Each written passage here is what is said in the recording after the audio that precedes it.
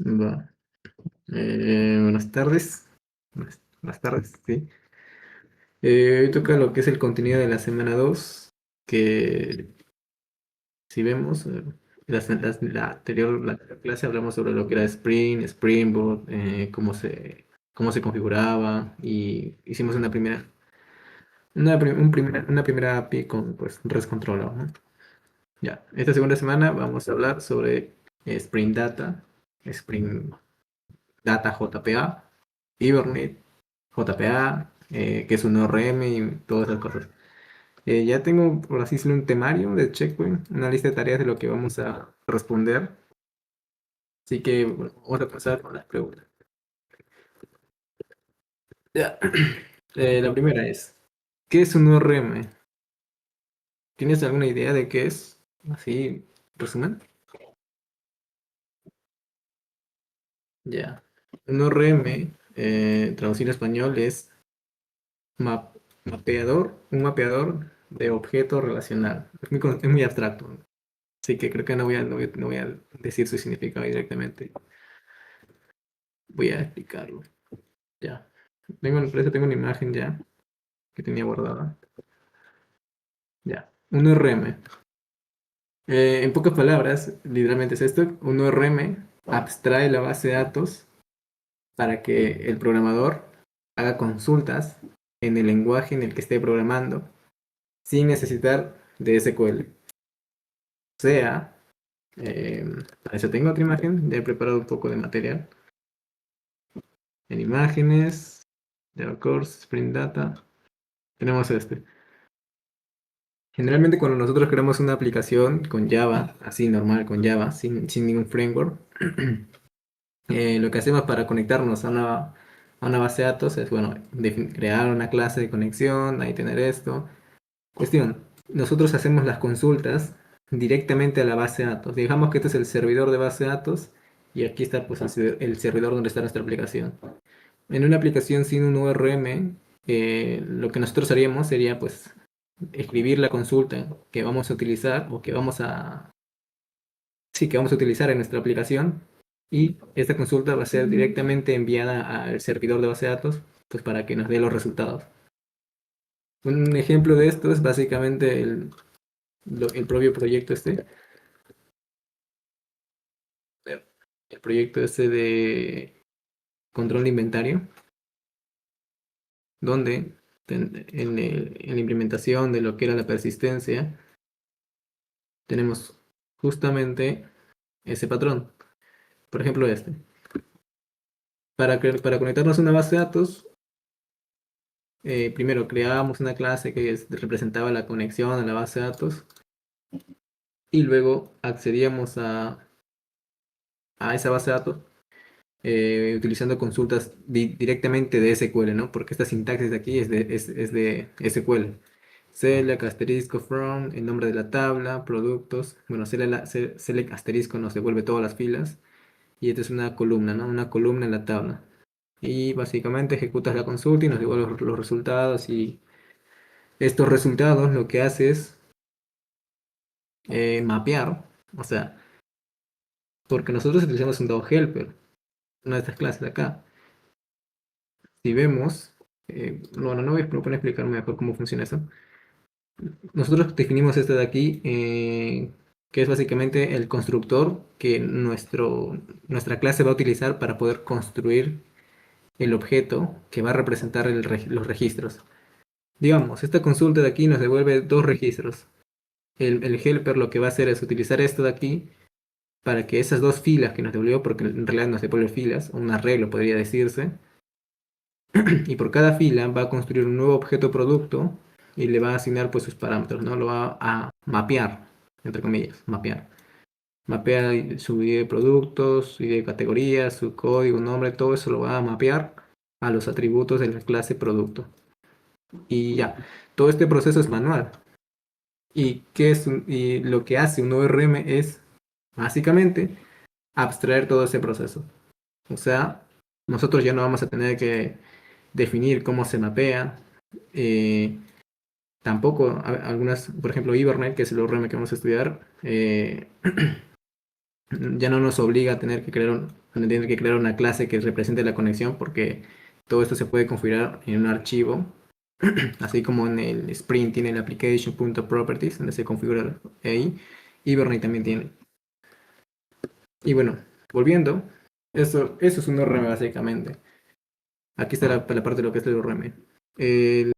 Nuestra aplicación, o sea, nosotros los desarrolladores, escribimos consultas, pero no va a ser una consulta directamente de SQL, porque para eso existe otro tipo de lenguaje que se llama JPQL, Java Persistence Query Language, o el lenguaje de persistencias de Java, donde en vez de devolver filas, como sería aquí, devolvemos objetos. En vez de poner from y el nombre de la tabla, ponemos from y el nombre de la clase. Y en vez de poner el nombre de la columna where, otra columna, ponemos un where, el nombre de la propiedad de esa clase. Esta sintaxis se le llama JPQL o HQL. Ya explicaré eso. De hecho, justamente es uno de los últimos puntos. Nosotros escribimos esa consulta, Hibernate, el ORM, porque en español Hibernate significa, ¿no? Objeto, no, mapeo, objeto relacional. Y como que ya va teniendo sentido, ¿no? Porque antes nosotros teníamos que crear el mapeo ese de manera manual. De manera manual. Y el ORM lo que hace es encargarse de esa tarea. O sea, se encarga de mapear los objetos de los resultados de las filas de las filas de la base de datos a clases de Java en este caso, ¿no? Los mapea. Hibernate, como esta sintaxis ya no es SQL directamente, sino es una sintaxis que el ORM entiende, en este caso Hibernate entiende, lo que hace Hibernate de manera interna, ya bueno, esta es explicación un poco más profunda de cómo funciona. Lo que hace Hibernate es detectar esta consulta, traducirla a lo que es SQL de verdad y la envía al servidor de base de datos. El servidor de base de datos la ejecuta y le devuelve los resultados, y los resultados que le devuelve no son objetos, son filas, ¿no? Así como las tablas y columnas, ¿no? Son filas. Esos resultados los almacena Hibernate, el ORM, esas filas, y de manera automática, con esas anotaciones de @entity, @table, lo que hace es traducir cada columna de ese conjunto de resultados a un objeto de la clase que representa esa tabla, ¿no? Y una vez que termine de construir los resultados, nos lo devuelve a nuestra aplicación. Y eso es lo que pasa internamente. Pero a nuestros ojos, literalmente, solo estamos trabajando con objetos de Java, nada más. Y una definición más formal podría ser justamente esto, porque ya había hecho un poco de Hibernate. Mm, Bueno, directamente puedo buscar aquí qué es Hibernate, creo que. O qué es un ORM. Y aquí nos dicen una definición un poco más formal, ¿no? Un ORM, Object Relational Mapping, o mapeo objeto relacional, es una herramienta de programación que traduce los objetos de una aplicación de Java a un formato compatible con las bases de datos relacionales. Porque aunque si bien las bases de datos, la mayoría utilizan lo que es SQL, tienen algunas variaciones, pues. Por ejemplo, en MySQL, para hacer que una columna de IDES sea autoincrementable, se utiliza la palabra clave autoincrement.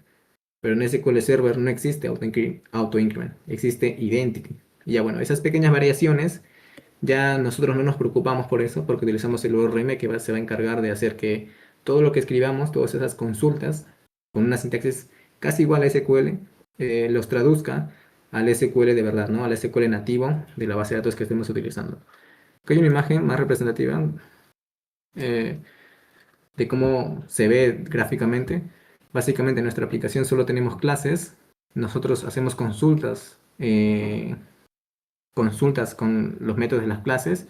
Estas consultas las detecta el ORM, y el ORM se encarga de interactuar con la base de datos. Le devuelve los resultados, los mapea nuevamente y nos lo devuelve a la aplicación. Bueno, actúa como una capa intermedia, como bien se vio en la imagen esta, es una capa intermedia entre la aplicación y el servidor de base de datos. Actúa como una capa intermedia que permite a los desarrolladores interactuar con bases de datos utilizando código de su lenguaje de programación en lugar de escribir directamente consultas SQL, ¿no? En lugar de escribir directamente estas consultas, nosotros vamos a interactuar directamente con los objetos. Bueno, ¿cómo funciona? Un URM abstrae la base de datos presentando una base de datos virtual, por así decirlo. Bueno, esto de nuevo es una explicación un poco más profunda, por así decirlo, más interna.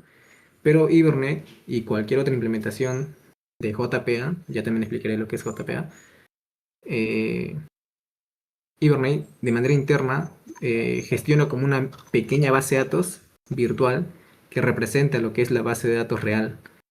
¿Y cómo es que funciona directamente? O sea, nosotros aquí, digamos, tenemos una clase producto y lo modificamos de activo de 1 a 0. Hibernate detecta ese cambio en su contexto, en su base de datos virtual, o bueno, en Java se le llama contexto de persistencia.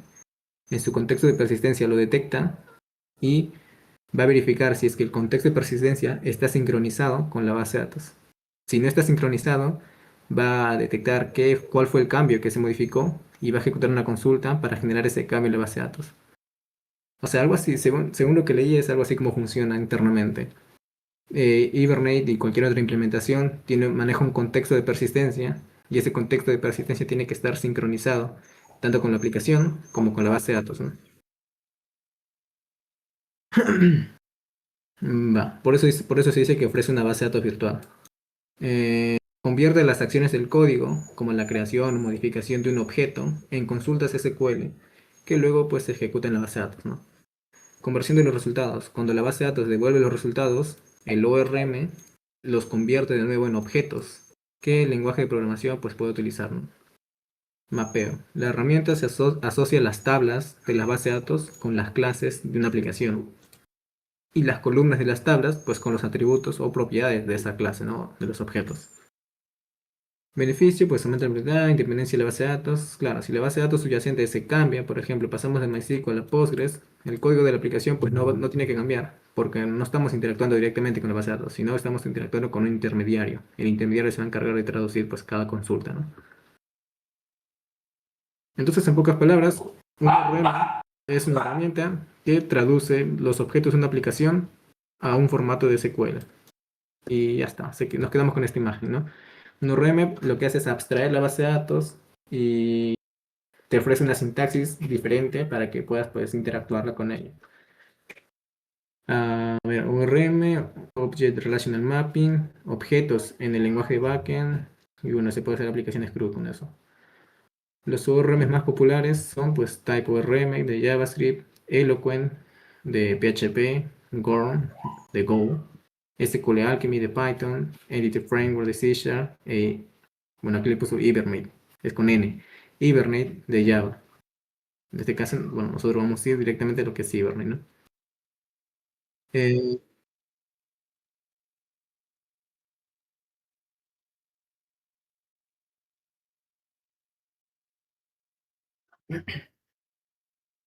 sí, ORM es el concepto con el que te debes quedar, ¿no? Y estos son simplemente implementos.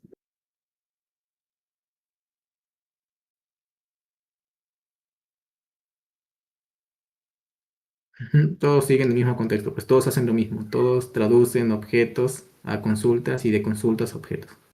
El concepto general es eso, ¿no? El ORM. Ya no hay nada más que ver de esta imagen. Eso es un ORM, simple, sencillo, directamente.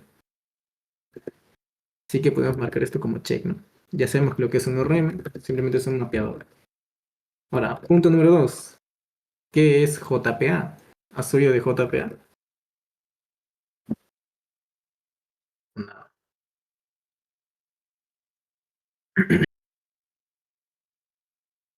Bueno, eh, también tengo enlaces de JPA, creo. Ok, sí, tengo dos enlaces de JPA. Primero vamos a ver este ya. Este enlace. Es una página básicamente. Y bueno, tiene información sobre JPA, ¿no? ¿Qué es JPA? ¿Cómo funciona la Java Persistent API? Eso significa, ¿no? Java Persistent APIs. Bueno, significaba Java Persistent API. pero ahora significa Jakarta Persistent API. Al final sigue siendo lo mismo, ¿no? JPA. Pero ahora el lenguaje se llama Jakarta en lugar de Java. Eso no importa.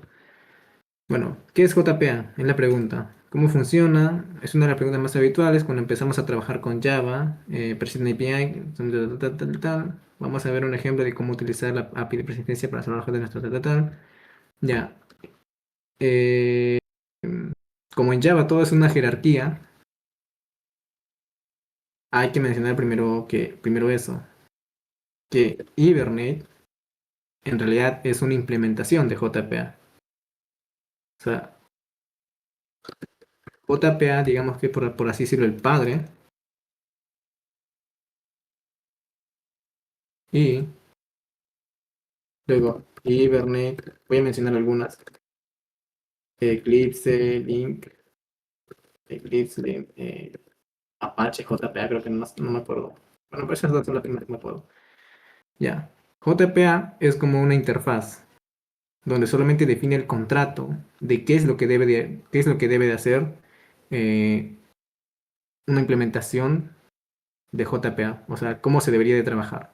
Es solamente un contrato, ofrece interfaces. Y Hibernate y Eclipse Link son pues implementaciones, ¿no? De JPA. Nada más. Eso es una jerarquía directamente.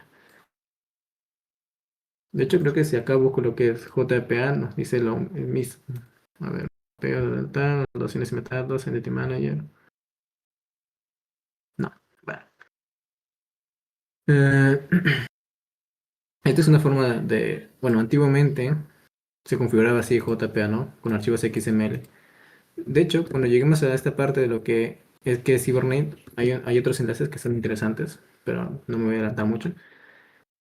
Y se encuentra el mercado MetaInf de un proyecto tal. Bueno, toda esa información antigua. Bueno, antiguamente se configuraba así JPA y creo que se sigue configurando así, porque JPA, como digo, es una interfaz. O sea, tú no utilizas JPA, sino utilizas una implementación de JPA. Así como si yo utilizo Hibernate, eh, es básicamente decir que yo utilizo la implementación de JPA de Hibernate, nada más. Además, en el documento XML podemos ver tanto nuestra clase de persistencia. Bueno, vamos a leer esto que es un documento de persistencia, la versión 2, unidad de persistencia. JPA trabajaba así con XML. En la etiqueta de class, tú dentro de la carpeta de lo que es src, main, Java, básicamente esos paquetes, tú tenías que navegar cada clase, creo, cada clase o cada persistence unit, indicar en dónde se encuentra la clase, declarar sus propiedades y, y bueno, también se puede configurar más cosas, no si no mal recuerdo. Mira, pero esta cosa de aquí es básicamente la configuración de una base de datos. Mira, con JPA ya ni siquiera es necesario crear una clase que se represente la conexión. O sea, se hace de manera prueba. Se configura con otra cosa, o con otro archivo. Pero eso termina siendo antiguo, así que no hay que fijarnos, ¿no? Va. El Persistence Unit lo que gestiona son entidades. Una entidad es es simple y llanamente pues un objeto de Java. O sea, una clase persona, ¿no? Digamos que tiene sus atributos nombre y apellido, luego tiene su constructor, y luego tiene sus getters y setters. Ya está, eso es una entidad. Al menos así se le conoce. Unidad de persistencia, configuración y User Entity Manager Factory.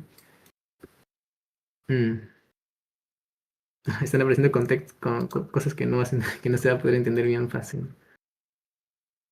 JP, a ver.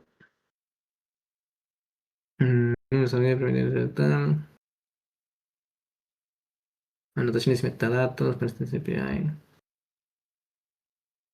Eh, bueno, vamos a leer a ver qué dice, ¿no? JPA es una especificación estándar de Java que simplifica el mapeo de objetos relacionales. O sea, es la especificación de un ORM, permitiendo a los desarrolladores persistir datos de una aplicación Java en una base de datos sin tener que escribir el código de SQL manualmente. Lo hace definir una forma de mapear objetos a tablas de base de datos y usando anotaciones o archivos XML. Antiguamente, bueno, y actualmente se utilizan pues anotaciones, proporcionando una API de alto nivel, que es el Entity Manager, para gestionar las operaciones de la base de datos y un lenguaje de consultas JPQL. Porque el objetivo de utilizar un ORM es que no utilices pues SQL, ¿no? Es que utilices un lenguaje de consultas personalizado, que en Java se le conoce como JPQL. También existe otro. Bueno, funciones características claves es un ORM, ¿no? Convierte el modelo de objetos de una aplicación Java en un modelo de datos de una base de datos relacional y viceversa. Anotaciones y metadatos. Utiliza anotaciones como @entity o @table. Ya ves que esto es de JPA, o sea, Spring Data JPA. Básicamente es solamente otra especificación que internamente utiliza JPA e internamente, como no se puede utilizar JPA, como es una interfaz, utiliza Hibernate de manera predeterminada. Para definir cómo se mapean las clases de Java, las tal. Entity Manager. Entity Manager es una interfaz de Java que, bueno, te permite interactuar con la base de datos, ¿no? Realizar operaciones como las operaciones CRUD, básicamente. El JPQL, ¿no? Java Persistent Query Language, es un lenguaje de consultas que es similar a SQL, pero que opera sobre objetos, como se vio en la imagen, ¿no? Opera sobre objetos en lugar de las tablas directamente. Va- Voy a abrir el otro enlace, creo que esto es mejor. Es justo ese, pero. La API de persistencia de Java, ¿no? ¿Qué es JPA? JPA versus Hibernate versus Eclipse versus Spring JPA. Bueno, ya sabemos, ¿no? JPA es la interfaz y Hibernate y Eclipse y todo eso son solamente clases que implementan la interfaz de JPA. Va. Casi cualquier aplicación que vayamos a construir, tarde o temprano tiene que lidiar con la persistencia de sus datos. Es decir, debemos lograr que los datos que maneja o genera la aplicación se almacenen fuera de esta para su uso posterior. O sea, si queremos administrar usuarios, en algún lugar tenemos que guardar los datos de esos usuarios que gestionamos, ¿no? Bueno, ahí se conocen como las bases de datos, ¿no? Esto, por regla general, implica un uso de un sistema de base de datos, bien tradicional basado en SQL o bien de tipo documental, también conocido como no SQL. Bueno, a la hora de desarrollar, los programas modernos modelan su información utilizando objetos, programación de objetos, ¿no? Pero las bases de datos no utilizan otros paradigmas, o sea, no utilizan la programación de objetos. O sea, es otro mundo al final. La base de datos es otro mundo. Las relaciones, también llamadas a veces tablas, y las claves externas que las relacionan, esta diferencia entre la forma de programar y la forma de almacenar da lugar a lo que se llama desfase de impedancia, mira, y complica la persistencia de los objetos. Para minimizar ese desfase del que hablo y facilitar a los programadores la persistencia de sus objetos de manera transparente, nacen los denominados ORMs o mapeadores objetos relacionales. Bueno, el origen del ORM. Ahora que bueno, que ya más o menos conocemos cuál era el problema, ¿no? Que existía antes y cómo es que nacieron los ORMs en general, ¿no? Bueno, podemos empezar a hablar de lo que es la API o la API de persistencia de Java, pues, o JPA directamente. Ya esto es lo que decía, ¿no? Aunque API de persistencia era su nombre original y en realidad el que todo el mundo sigue usando, conviene saber que el nombre oficial ahora es Jakarta Persistence. Sí, eso es básicamente porque Oracle le cambió el nombre cuando lo adquirió. JPA, como lo mencioné, es una especificación que indica cómo se debe relacionar la persistencia, o sea, cómo se debe almacenar los objetos, los datos, etcétera, de un programa, pues en Java, básicamente, Java. Bueno, acá dice, ¿no? Fíjate que destaco la palabra especificación porque JPA no tiene una implementación concreta, sino que es un contrato, ¿no? Como veremos enseguida, existen diversas tecnologías que implementan JPA para darle concreción. JPA forma parte de Java empresarial desde su versión 5 en el año 2006. Desde entonces han aparecido varias versiones de la especificación que sigue siendo la más reciente, la 2.2, bueno, básicamente el origen de Java. Las implementaciones de Java se pueden emplear en cualquier. Bueno, ¿cómo funciona JPA? ¿Quedó claro lo que es JPA?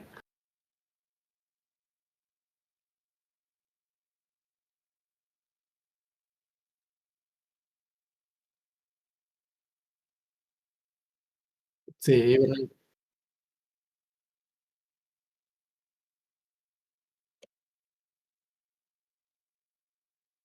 Ajá. Quédate con que JPA es simplemente una especificación para almacenar objetos, nada más. JPA es una interfaz, una implementación. Digo, una especificación. Va. ¿Cómo funciona JPA? Dado que es una especificación, no proporciona ninguna clase para poder trabajar, o sea, solo tiene interfaces, ¿no? Con la información lo que hace es proveernos una serie de interfaces que podemos utilizar para implementar la capa de persistencias, ¿no? Apoyándonos en alguna implementación concreta, ¿no? Y con eso se puede referir ahí a Hibernate, ¿no? Va, tenemos lo que es la arquitectura del API de JPA. Va. Supongo que si yo busco aquí JPA API, debería aparecerme por acá lo que era de Java 8, no sé, JPA API.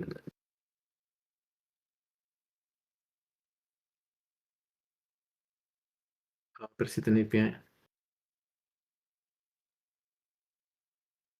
Ah,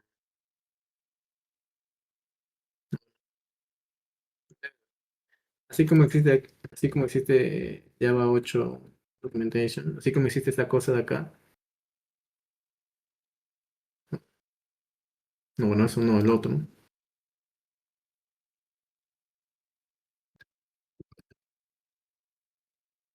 Sí, con una base de...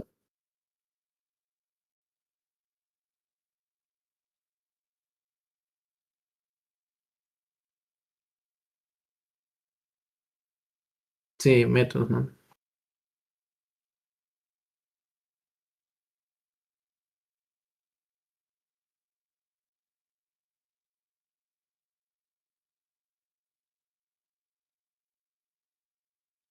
Ujú. Bueno, ahorita estoy buscando lo que es, si es que está en la persistence por aquí. No. O sea, al ser una especificación, directamente está por aquí, o sea, en la documentación de Java. Nada más hay que buscarla. Java XML, creo que se llama persistence, directamente javax.persistence. Seguro es que no puedo buscarlo. ¿Hacer esto?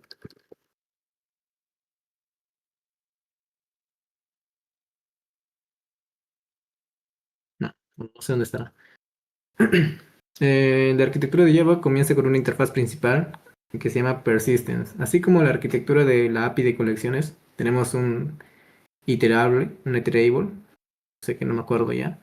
Y luego tenemos un eh, iterable, luego tenemos un, creo que list, luego, bueno, no sé, algo así, list, map, set, colas y eso. Pues literalmente igual es la API de JPA. Una interfaz principal que sería persistence. Luego, aquí simplemente otra vez el patrón de diseño, el factory, ¿no? Entity Manager Factory, lo que hace es crear Entity Managers. Como que tiene sentido, ¿no? Es una fábrica de gestores de entidades que crean gestores de entidades. Entity Manager Factory crea Entity Manager y este Entity Manager puede crear, pues, hacer consultas de JPQL, de queries, o también consultas de criteria. Esta es otra cosa ya. Esto es un poco más avanzado. Y el Entity Manager lo que hace es gestionar, pues, las entidades, que es lo que se persiste. El Entity Manager Factory configurado por la unidad de persistencia. Y la unidad de persistencia es, pues, el archivo XML que se configuraba. Voy a crear mejor un proyecto, sí, rápido, para más o menos verlo de manera en código, ¿no? Era cursos, Java, Microsoft, Spring, JPA. Voy a crear un proyecto aquí para más o menos verlo en código. Voy a crear un proyecto de Java, así, simple nada más, con Maven. Versus punto abacus,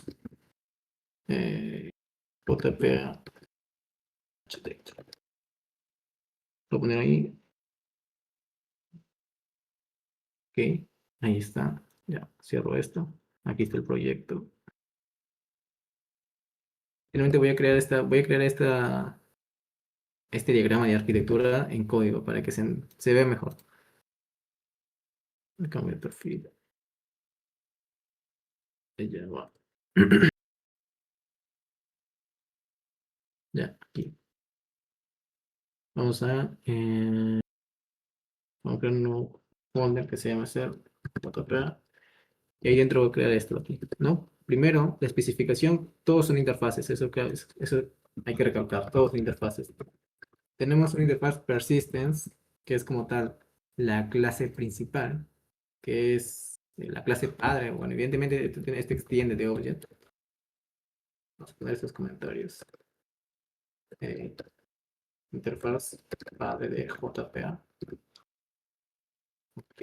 Luego tenemos lo que es los Entity Manager Factory. También son interfaces. Entity Manager Factory que implementan, no sé si implementaría, no estoy seguro, pero eh, gestionan, vaya, como fábrica de gestores de entidades, ¿va? Algo así.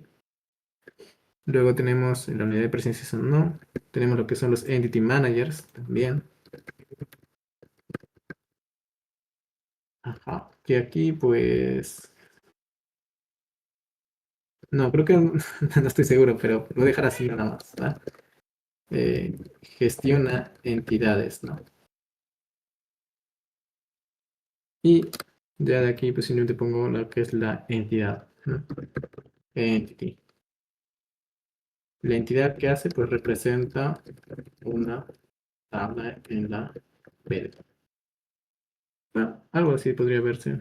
Tenemos la persistencia, la interfaz padre de JPA, el Entity Manager Factory que se encarga de crear pues gestor de entidades. Aquí puedo crear, no sé, digamos tengo una clase producto y luego ese producto vendría a ser un entity.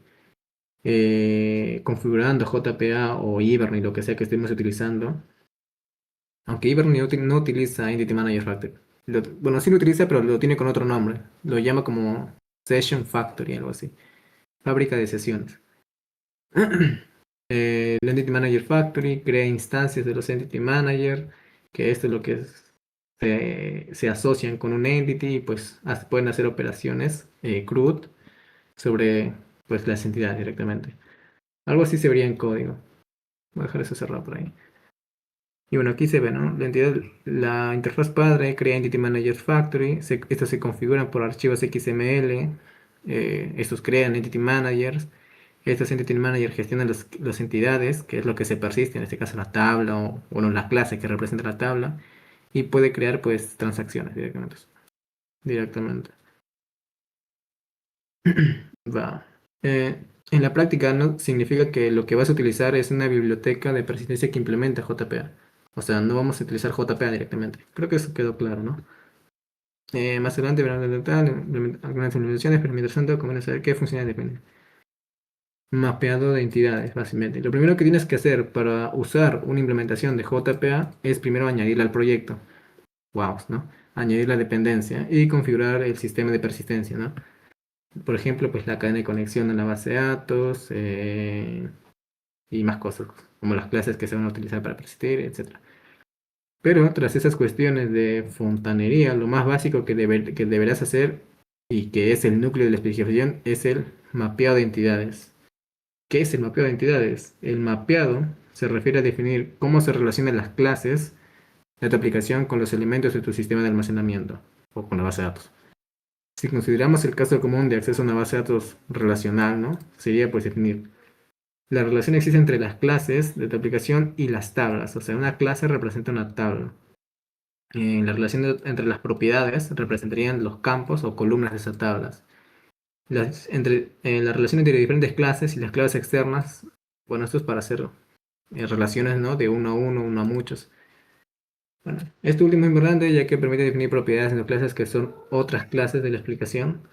Bueno, aquí ya vemos una notación de JP, ¿no? Many to one, muchos a uno. Esto lo que quiere decir es que muchas facturas pueden pertenecer, o sea, muchas facturas le pueden pertenecer a un O bueno, muchas facturas pueden tener una línea de factura. Debería ser al revés, creo. Pero en este ejemplo, cada factura consta de varias líneas. Sí, esto está mal. Y con estos atributos estamos definiendo esta circunstancia. Posteriormente, con tipos de datos personalizados, JP Query, consultas nativas, Typed Query. Bueno, estos son cosas más avanzadas de JPA. Pero nos quedamos con eso. JPA, especificación de cómo se persisten o cómo se almacenan objetos en una base de datos o en una fuente de datos.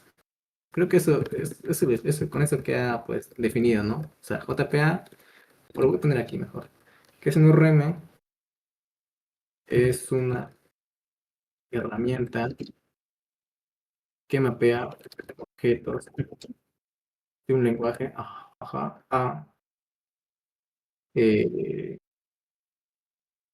consultas o filas de una PD, nada más. Eso es un mapeador, un URM, digo. ¿Qué es JPA? Es una especificación eh, que define, mejor, que define cómo se deben almacenar objetos en una BD. Creo que está bien. El otro sería qué implementaciones de JPA existen. Como tal, bueno, ya mencioné dos, ¿no? Hibernate, Eclipse. Vamos a hacer la pregunta directamente, ¿no? ¿Qué implementaciones de JPA existen? O hay? Bueno, existen varias implementaciones de JPA, siendo la más popular es Hibernate, que es la más popular. Es como no sé, digamos, quiero crear una aplicación que se crea una base de datos, Hibernate. Ya está, de una. Y Eclipse, que es otra implementación popular. Otras implementaciones incluyen, ahí está, Apache OpenJPA, es otra implementación, Data Nucleus, bueno, pero Hibernate, como dice acá, es el estándar de facto, mientras que Eclipse es la implementación de referencia proporcionada por la Fundación Eclipse, ¿no? Implementaciones principales están estas dos. Hibernate es la implementación más utilizada y madura, porque es antigua, tiene casi la misma edad que JPA. Ofrece características adicionales como caché de nivel 1 y 2, carga perezosa, optimización de consultas, etc. Es popular en el mundo empresarial y existe una versión, mira, existe una versión de Hibernate para C Sharp, qué loco, llamada N-Hibernate. Ni siquiera sabía de eso. Eclipse es otra implementación de referencia, lo que significa que es la fundación de Eclipse utiliza para demostrar la especificación. Es una implementación completa que soporta bases de datos relacionales, documentales y XML. ¡Hala! Es más, soporta mucho más al parecer. Añade características propias, ¿no? Como eventos para reaccionar a cambios en los datos. Ok, interesante. Otras implementaciones, está Apache OpenJPA. Es una implementación popular utilizada, por ejemplo, en la familia de tecnologías de Java E de IBM. Vamos, datos, ¿no? Data Nucleus, un proyecto que también ofrece implementación. Top Link, históricamente muy utilizada, asociada con productos de Oracle.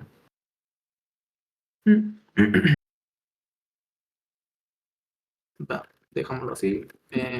Digamos que existen muchas implementaciones de JPA,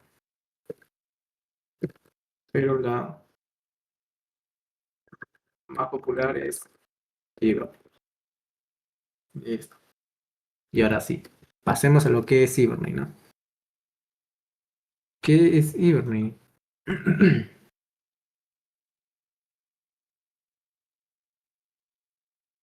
En realidad Hibernate es mucho más que eso. Porque al igual que Spring, si vemos su página, Spring es un framework que tiene un montón de módulos. Hibernate también tiene sus propios módulos, por así decirlo.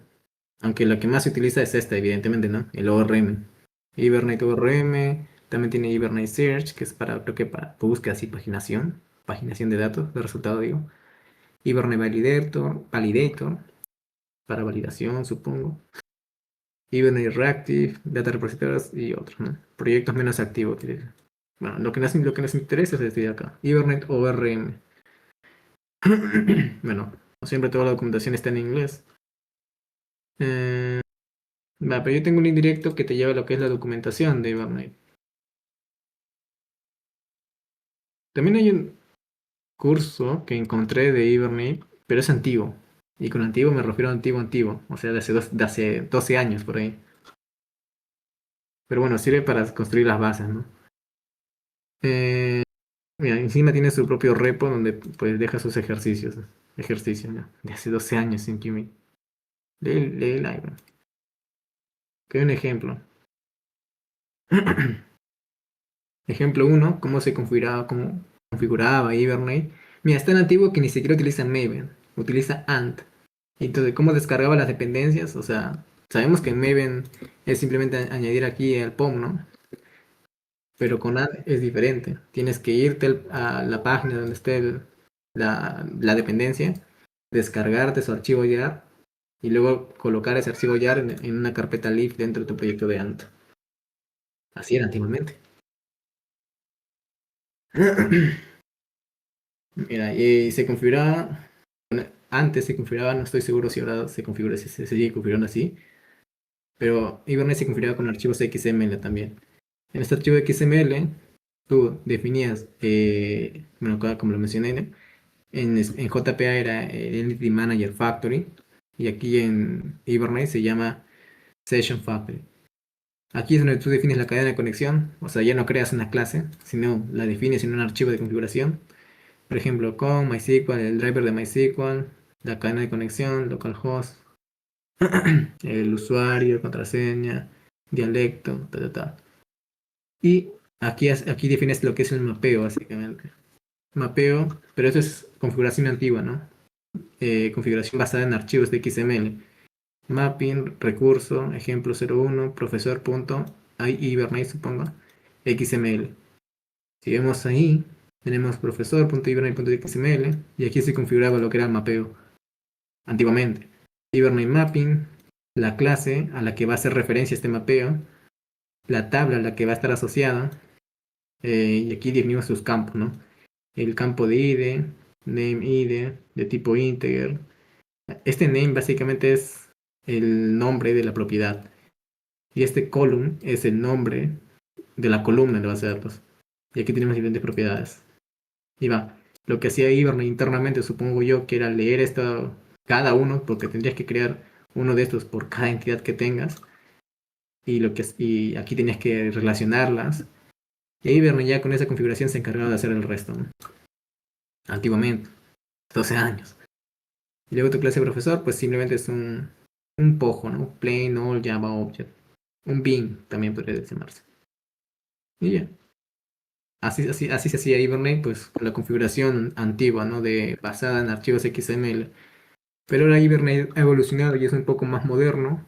Y lo que se utiliza es configuración basada en anotaciones. O sea, este archivo creo que va a seguir. Y no sé si actualmente sigue así. Donde tú defines la cadena de conexión, evidentemente en algún lugar la tienes que definir, ¿no? Pero en vez de mapear un recurso, o sea, un archivo XML, mapeas una clase. Y lo mapeas una clase directamente porque, mira, ya no hay un archivo de configuración. Utilizas anotaciones. ¿Y qué anotaciones? Las de JPA, las de Java o JavaX Persistence, la API de persistencia, ¿no?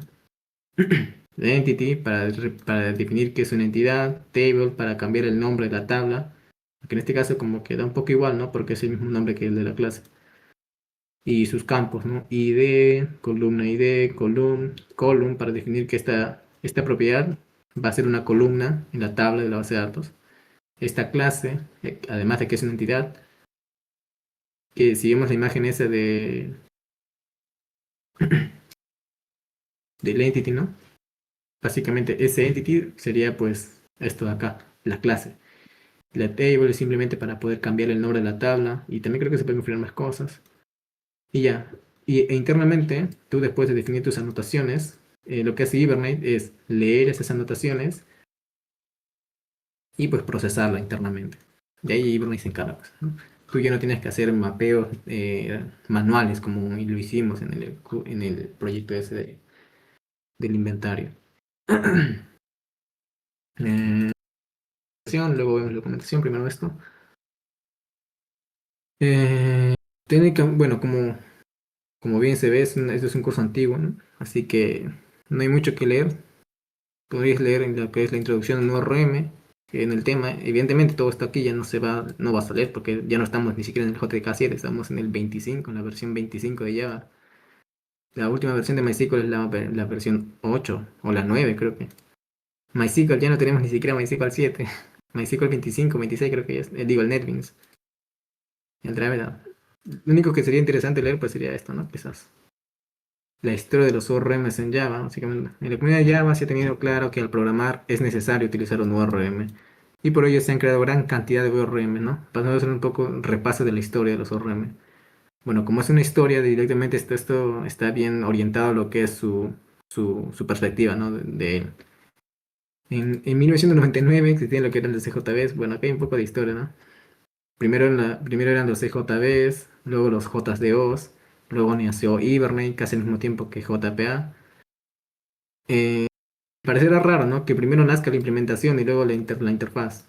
Pero según lo que yo conozco, lo que yo he leído, eh, uno de los directivos o un jefe de proyectos que estaba trabajando pues, en el proyecto de JPA, como que no le gustaba cómo estaba yendo el proyecto y decidió renunciar y crear, por así decirlo, otra organización aparte, en donde crearía su propia versión de JPA, pero con sus ideales, ¿no? Algo así. Por eso digo que JPA y Hibernate están casi bien relacionados. Y Hibernate es el estándar de facto, porque básicamente lo creó alguien que estaba trabajando en JPA. Luego salió Hibernate y bueno, para hacer la persistencia de nuestros objetos a la base de datos hay que indicar cómo se debe realizar dicha persistencia. Para ello hay dos métodos. A través de ficheros XML, que es como vimos en el primer ejemplo, y también están las anotaciones, que es el pues, más limpio, no el más moderno. ¿Y por qué no solo dar solo JPA sobre Hibernate? JPA sigue siendo un estándar, Va, un poco de historia. Luego sería pues el tema de lo que era Hibernate, instalación, configuración. Y aquí pues nos explica más en detalle, ¿no?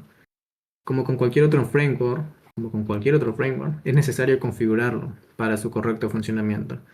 Ya hemos visto que se pueden configurar usando los ficheros de mapeo o las anotaciones, ¿no? Entity table.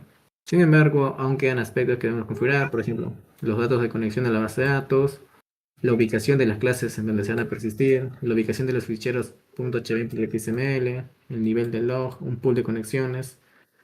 Ese de pool de conexiones es otro término que vale la pena estudiarlo por tu propia cuenta, ¿no? La forma de configurar Hibernate es usando el fichero con este nombre, específicamente este nombre, si no Hibernate no lo puede reconocer, creo. El fichero de configuración llamado hibernate.configurer o cfg.xml. Este fichero debemos de guardarlo en el paquete raíz tal.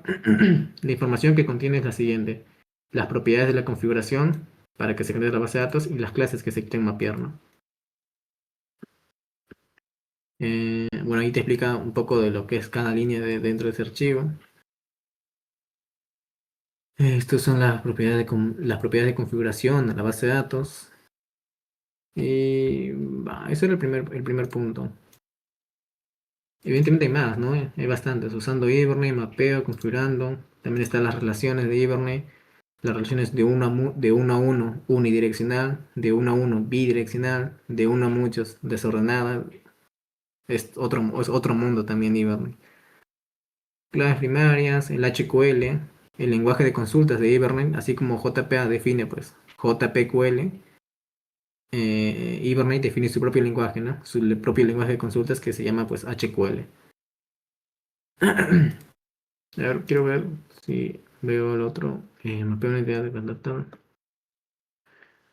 Una entidad va a ser una simple clase de Java que deseamos persistir en la base de datos, ¿no? Está dividido en tres partes: la clase de Java, el fichero de mapeo y anotaciones.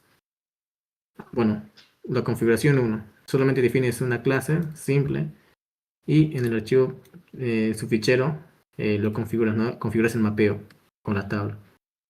O la versión 2 que es simplemente utilizar anotaciones, entity table, name, tal, tal, tal, y ya no tendrías que definir pues este fichero, porque estas anotaciones ya lo hacen por ti. La maravillosidad de las anotaciones. Ya. Eh, Te voy a pasar el link del curso ese, pero al final. Ahora vamos a hablar sobre lo que era la documentación de Hibernate.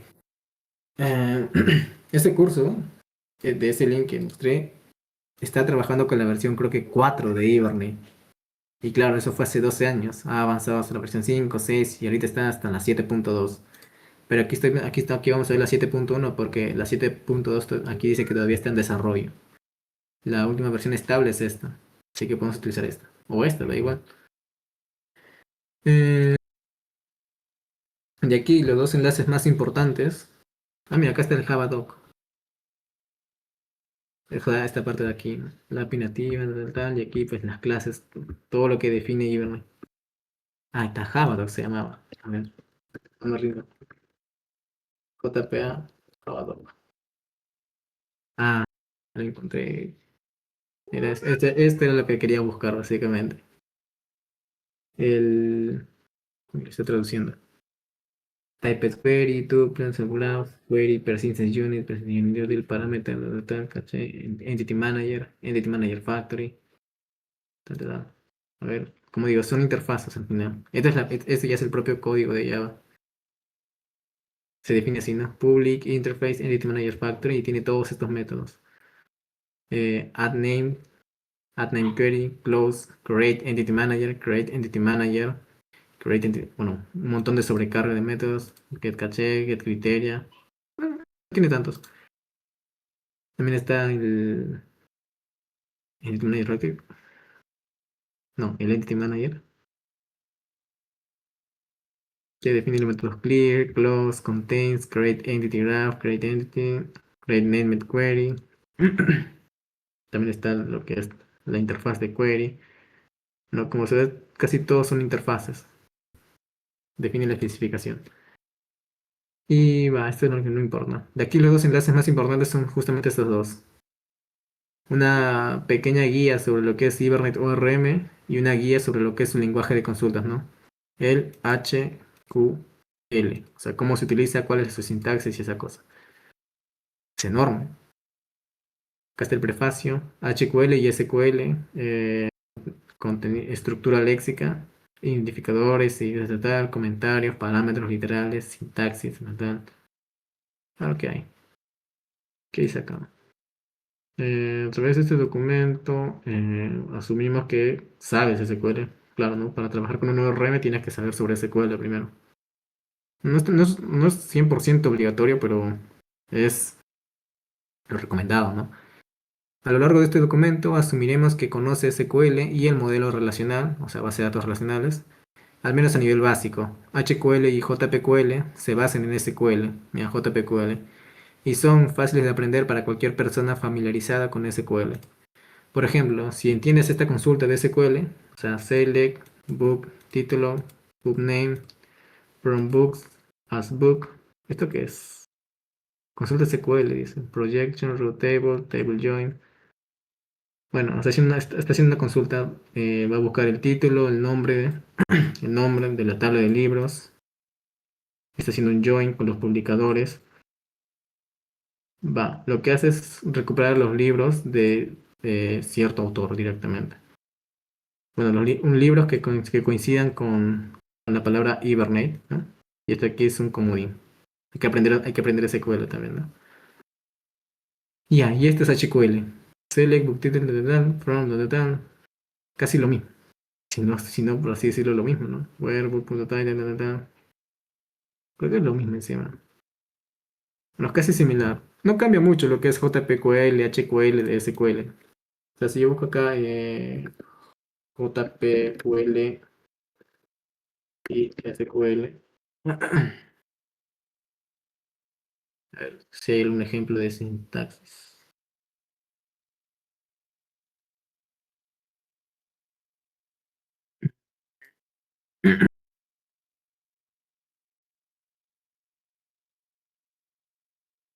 Podríamos ver el mismo, podríamos ver la imagen esta que tenía de acá.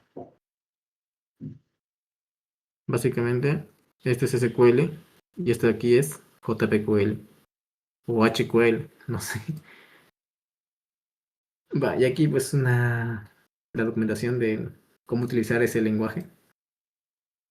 Y lo más gracioso, que acá dice, ¿no? Una pequeña guía sobre Hibernate ORM, pero pequeña no es, ¿no? Es casi igual de grande que el otro.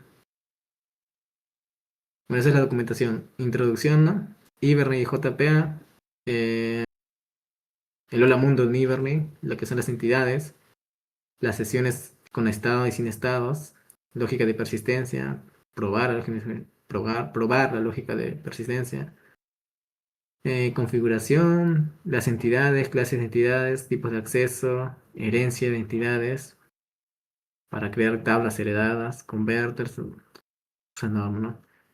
El mapeo, ¿no? Mapeo de entidades, mapeo de tablas, consultas HQL, aquí está todo. Temas avanzados como filtros, etcétera. Introducción, Hibernate JPA. A ver qué es lo que dice. Hibernate fue la inspiración detrás de la JPA, ahora de Jakarta, ¿no? E incluye la implementación completa de la última revisión de su implementación. Mira, el proyecto de Hibernate comenzó en 2001. Mira, aquí está, esta es justamente la historia que yo había leído. A ver. El proyecto de Hibernate comenzó en 2001 cuando la frustración de Gavin King con los Entity Beans de JB2 llegó a su límite. Rápidamente superó a otros competidores de código abierto y comerciales para convertirse en la solución de persistencia más popular de Java. Y el libro de Hibernate in Action, escrito por Christian Bauer, fue influyente en el éxito de ventas. En 2004, se unió una pequeña startup llamada JBoss y otros contribuidores de Hibernate se unieron pues pronto, ¿no? Max, un poco de historia. Vaya, y bueno, aquí está la computación de Hibernate. Con eso pues respondo la pregunta, ¿no? ¿Qué es Hibernate? ¿Qué es Hibernate, muchacho?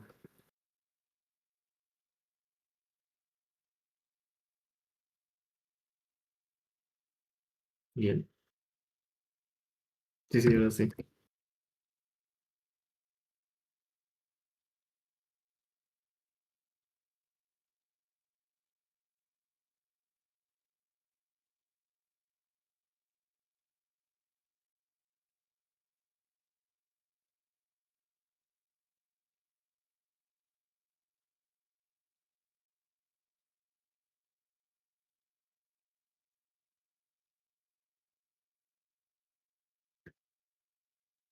Sí, está bien. Está bien definido. Hibernate es la pues, implementación más popular de JPA. Utiliza su propia eh, sintaxis HQL. ¿Y qué más? Eso creo que está bien, suficiente. Ahora vamos a lo que es JPQL y HQL.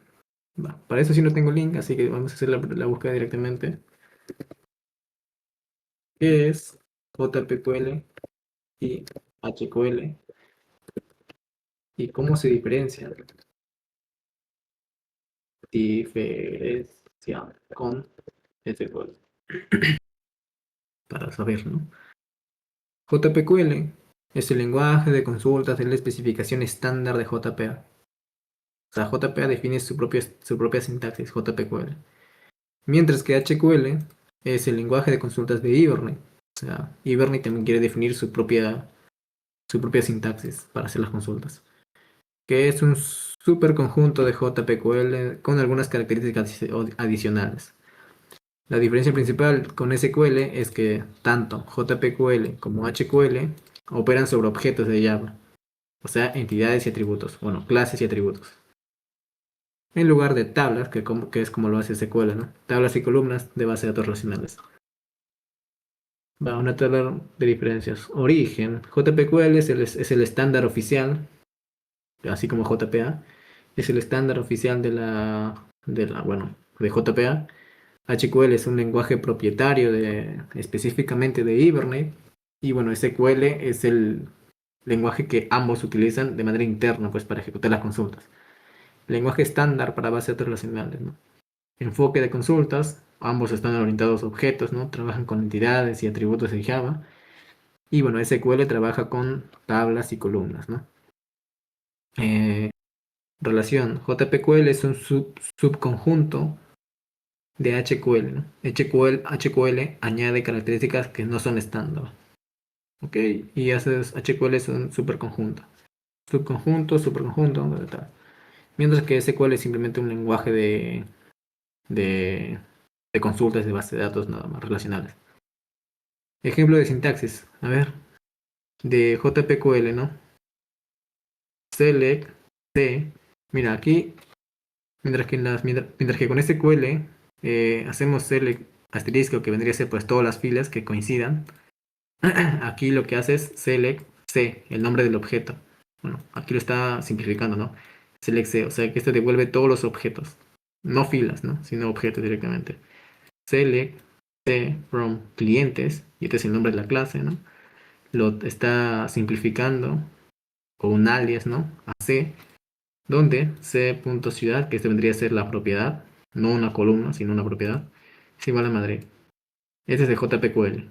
Ahora de HQL, así lo mismo, ¿no? Select C from clientes C where C.ciudad es igual a Madrid.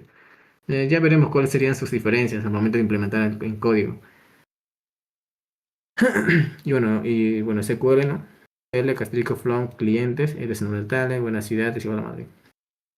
Wow. Independencia de la base de datos. Pues sí, ¿no?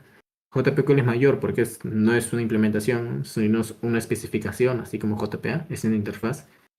Así que tú decides cómo implementas JPQL si es que de pronto quieres crear tu propio ORM. Bueno, independencia de la base de datos mayor, ¿no? Las consultas son independientes del dialecto de SQL específico y de la base de datos. Y de la base de datos. Las consultas, básicamente lo mismo, ¿no? Menor porque depende directamente de la base de datos que estés utilizando. Sí, porque la sintaxis de SQL varía un poco entre cada gestor o en cada motor de base de datos. Portabilidad, ¿no?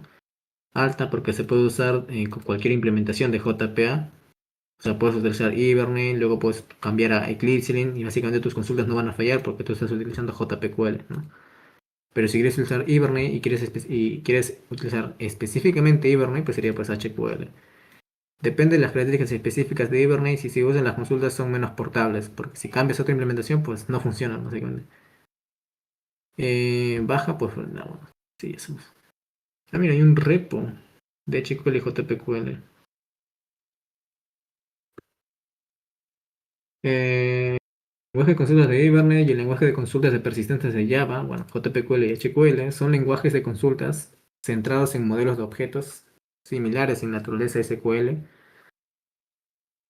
Operan sobre objetos, ¿no? JPQL es una consulta JPQL es siempre una consulta de HQL válida, pero una consulta de HQL no siempre podría ser una consulta de JPQL. Tanto HQL como JPQL son formas no seguras para realizar operaciones de consultas. Las consultas de criterios ofrecen bueno, los criterios es otra cosa. La API de consulta es ejemplo de un motor de dominio. Wow, ¿cuántas anotaciones? Name it queries, tal. Select P from person, P one tal. Name it query. Name it start procedures query. Ah, procedimientos almacenados, claro. Ah, mira, está creando procedimientos almacenados en la propia definición de la clase que representa a la persona. Ah, más loco. Bueno, aquí está por lo que es JPA, ¿no? Entity, ID, Generated Value, Temporal, vamos a hacer un nuevo tipo de data. Relaciones, ¿no? One to many, Order column. La API de consulta de JPA, o sea, JPQL, ¿no? Utilizamos query, iPad query. Named query, query, type query. Bueno, ahí se ve. También es enorme este documento. Va. En pocas palabras, tanto JPQL como HQL son eh, formas o son lenguajes que operan con objetos, objetos de Java en lugar de tablas de SQL. Ya,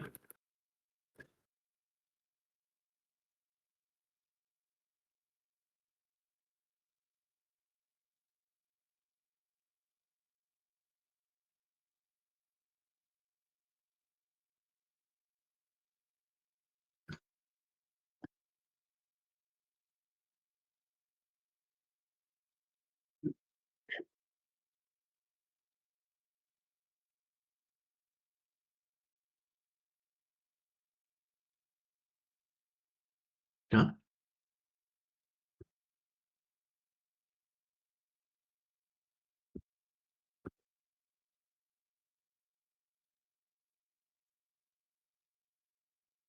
cool. ¿Esto?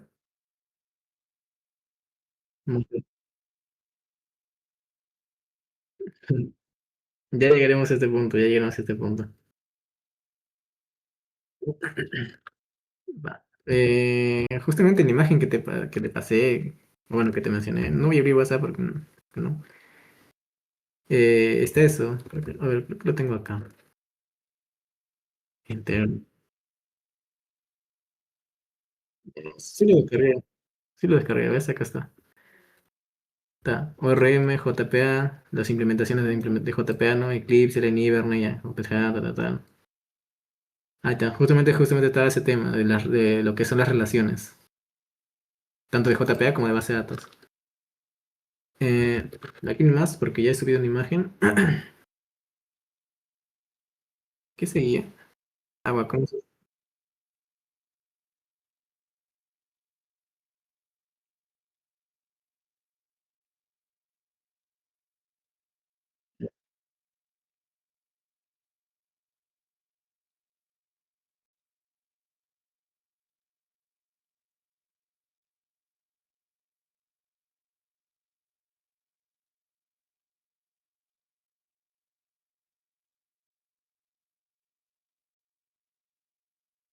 Mm,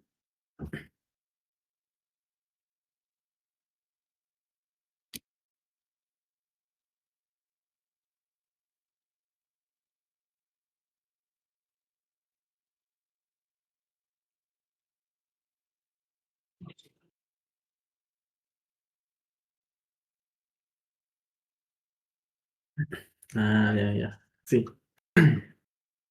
Eh,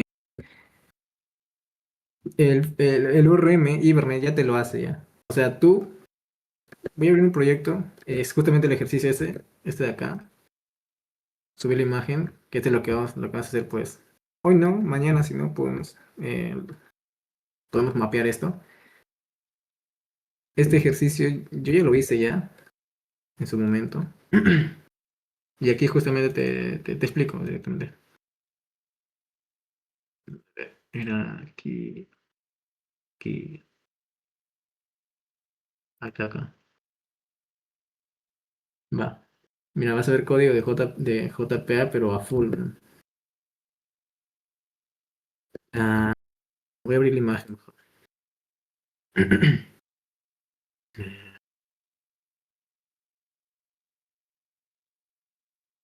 Me bloqueo. Ya.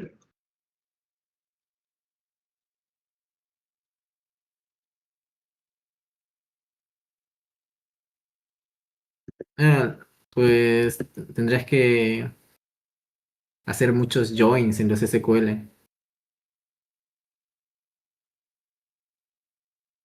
Mira,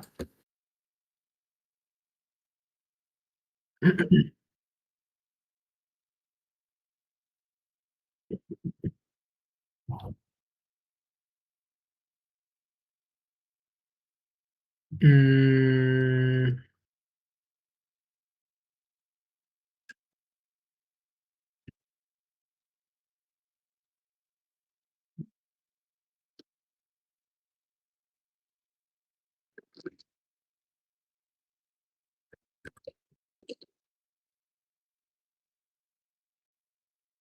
l- bueno, a ver, aquí tengo un esto de aquí que también trabaja con relaciones, es en PHP. Digamos que este es código Java, ¿ya? Digamos, esta es la entidad, estas son las columnas, y digamos que aquí hay una relación, porque un practicante, un inter, es un usuario. Y en la tabla tú tienes pues, tu columna, ¿no? ID o inter ID, luego tienes user ID, ¿no? Para representar esa relación de uno a muchos. Y si vamos a user, tiene lo mismo, ¿no? ID, full name, etc, tal, tal, tal. Lo que haces tú es definir en tu clase que va a representar la tabla, esa relación, pero a nivel de campo, o sea, no pones un objeto user, sino a nivel de campo. Lo digo de objeto user porque aquí justamente en este proyecto sí se hace de esa manera con JPA. Con un ORM, mejor dicho, con un ORM, porque en todos los ORMs es igual. Y sí, este user ID es de, pues aquí, ¿no?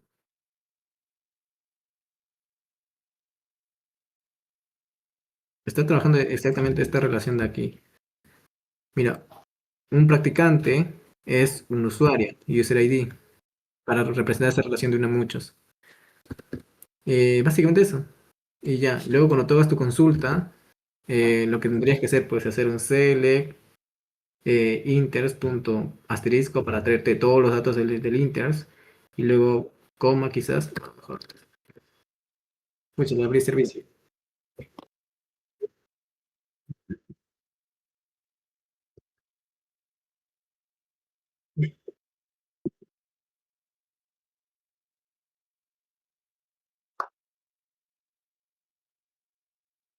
Ajá, o sea, tú creas aquí tus campos tal y como está en la base de datos, ¿no? En la tabla.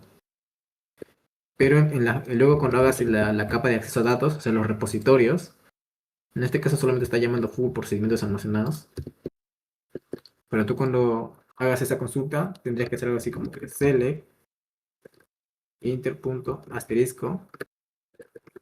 Este te trae todos los campos de acá. Y user.asterisco. Y esto de aquí te traería pues todos estos campos de acá. From inters, que ese es el nombre de la tabla, ¿no? Haces un join para que te unas con otra tabla, ¿no? Users, lo poner así mejor. Me preocupa como si no fuera a funcionar, pues si es solamente users on en la relación. Para eso se utilizan los joins, pues. Digamos, inters.userid tiene que ser igual a users.id. Y con esto me traigo pues todos los datos del usuario, de un practicante. Y ya, esta consulta tendrías que escribir tú ahí en el repositorio. En el repositorio. Y manualmente tendrías que instanciar dos objetos. Tendrías que instanciar un objeto inter para almacenar todos los datos que te va a traer de los inters. Y tendrías que crear otro objeto. Recuerda, ¿no? La diferencia entre clase y objeto. Tendrías que crear otro objeto que almacene los datos del usuario.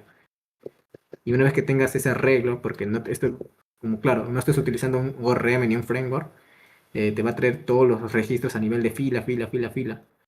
Y tú vas a tener que iterar por cada fila y verificar, pues, ¿no? Comparando, como ya tienes aquí los nombres de los campos, tendrías que, si por ejemplo, si el nombre del campo es igual a universidad, asígnalo a este objeto. Si el nombre del campo es igual a institutional email, asígnalo a este objeto, manualmente.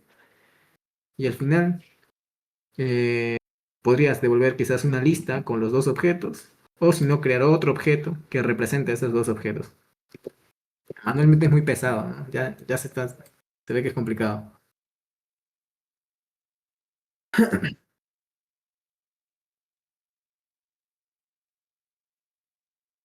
Ajá.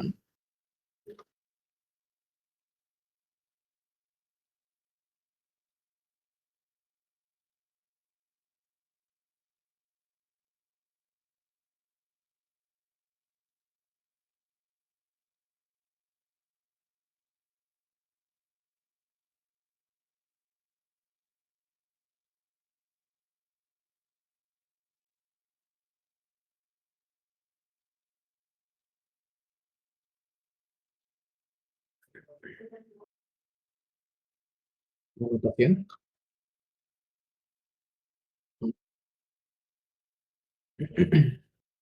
Ajá, pero esto es manualmente, porque internamente Iberray ya hará esta consulta por ti, ¿no? Y tú, lo único que tendrías que hacer es exactamente esto. Vamos acá, no, ahí no, el otro. Yo tengo la entidad user, ¿no?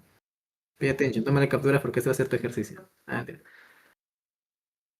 No, que no hagas trampas. Ya, tú tienes la entidad user, la clase user, que va a representar justamente la tabla de usuarios, ¿no? Y ahí defines todos sus campos, ¿no? Como ID, full name. Mira, con la notación column defines una columna. Y con el parámetro name defines pues cómo quieres que se llame esa columna. Si no lo defines, tomará este nombre, pues. Pero en SQL o en cualquier base de datos se sigue esta sintaxis, ¿no? Con el guión bajo. Mientras que en lenguaje de programación se sigue esta sintaxis. O camel case creo que se llama. Y ya. Nullable, false, eso quiere decir que esto es not null. Bueno, aquí definen las columnas y eh, acá están las relaciones one to one. Porque un usuario le pertenece a un inter y un inter solo tiene un usuario. Aquí está como que al revés, ¿no? Pero se entiende. O sea, aquí está la relación one to one, de uno a uno. Esto quiere decir que un usuario, bueno, primero defines la clase de usuarios y luego también defines la clase de inters. La clase de inters representa pues la tabla de inters y todos sus campos. Y por aquí están sus relaciones. Ya ves que esto va a ser complejo y vas a literalmente te vas a arrancar los pelos de la cabeza cuando tengas que mapear toda esta base de datos. Mira todo lo que es. Bueno, pero así se entiende, weón, con proyectos. Ya una vez que tengas los inters, ya en este caso ya no tendrías que llamar a user ID. User ID llamabas solo pues cuando trabajabas asignado directamente, al ato, por así decirlo. Mapeabas solamente user ID. Pero como en este caso estamos utilizando un ORM y el ORM se va a encargar de mapear, ya no tienes que definir un user ID aquí, sino un objeto user, como se ve acá, un objeto user. Y aquí está la relación. Es una relación de uno a uno. Esta se llama relación bidireccional. ¿Por qué? Porque está tanto aquí como está tanto aquí. O sea, yo puedo acceder al practicante de este usuario cuando haga la instancia y también puedo acceder al usuario de este practicante. O sea, es bidireccional. También existen las unidireccionales. La diferencia, ya bueno, esto es más, ¿cómo se dice? Más entreverado ya los conceptos. Ahí te lo recomendaría pues ir con ChatGPT o buscar alguna página que te explique. De hecho, ahí se veía en el curso de Ibernay de hace 2 años, ahí decía relaciones uno a uno unidireccional, uno a uno bidireccional, uno a muchos unidireccional, esa cosa. Ya, volviendo. Tú solamente creas un objeto user. Este user ya vemos que es este de acá, es otra tabla, y creas la relación uno a uno. El target entity, bueno, esta propiedad lo que hace es definir en dónde se encuentra esa clase. O sea, user.class, ahí no. Está en el mismo paquete, así que da igual. El fetch, eso de fetch lazy, hay dos tipos, el lazy y el eager. El lazy define que los datos serán, como dice acá, define que los datos serán recuperados de manera perezosa. O sea, solamente cuando accedamos, o sea, solamente cuando los necesitemos, se van a cargar. Mientras no los necesitemos, no se van a cargar. Y eager, pues al revés, ¿no? Apenas creemos un objeto inter, se va a rellenar todos sus datos, hasta el usuario. Esa es la diferencia entre lazy y eager. Era otra de las imágenes, si no mal recuerdo. Ya bueno, optional, esto de aquí es otro parámetro. Tiene muchísima configuración. Así que esto ya es cuestión de estudiarlo. Ya, esta otra noción es join column. Lo que hace esto es crear la columna en la base de datos. Porque esto de aquí, esta primera anotación, es simplemente para indicarle a Hibernate la relación, o sea, la relación de uno a uno. Pero esto en la base de datos no va a crear nada. Lo que va a crear la columna user ID es esta anotación, join column. ¿Por qué join column? Porque como se ve aquí, pues es un join. Así que va a tener que hacer una consulta de join cuando vaya a recuperar la información de user ID, que haga un join. Name, user ID, y eso es lo que sí se va a mostrar al final cuando se cree la base de datos. Estos son otros parámetros, ¿no? No tiene que ser nulo, tiene que ser único. Y el nombre de la columna a la que hace referencia, ¿no? Porque el target identity es user. ¿Pero a qué columna va a hacer referencia? A la ID. O sea, hasta acá. Y ya, estos simplemente son definiciones. On delete casque quiere decir que si yo elimino un usuario, también se va a eliminar el practicante. Segunda relación. Lo más importante sería este de acá, one to one, y este de acá, one to one. El parámetro este de mapped by, eh, aquí tienes que poner el nombre de la variable en la otra clase, o sea, en la relación inversa, o sea, en la clase de int. Matter by tiene que existir una variable user para que se haga esta relación. Es complejo, ¿no? Bueno, sí, es complejo. Y bueno, vas a tener que mapear eso, ¿no? Ya, voy a cerrar esto. Pero así se trabaja.